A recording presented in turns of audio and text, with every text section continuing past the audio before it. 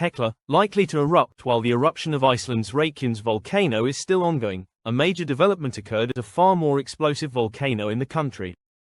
As a result, it is now almost certain that the Hekla volcano will erupt by 2026, with the warning sign suggesting it could erupt far sooner than this, perhaps even within a month.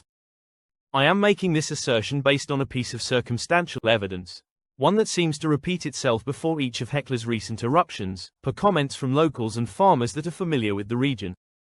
What I am referring to is that the Rangabotn River, which is directly fed water from springs that bubble up through the Hekla volcano, has as of August 29 become completely dry.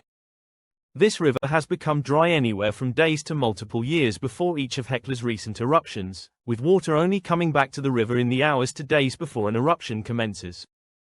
So, why exactly might this be occurring? Although this is uncertain, I would wager that the disappearance of the water from the river relates to variations in the nature of ground deformation or uplift which this stratovolcano is experiencing. For context, Hekla is fed by two magma chambers, a disappearing river, one at 12 km depth and the second at 6 km depth.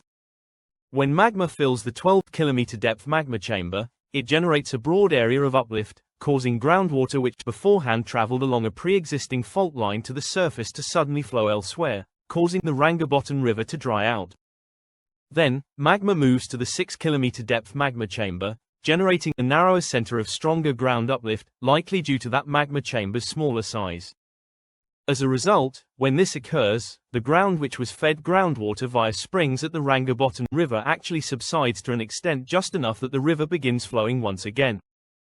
Once that occurs, it could be as little as 20 minutes or as much as several days before an eruption begins at Iceland's second most consistently explosive volcano of the Holocene epoch after Katla.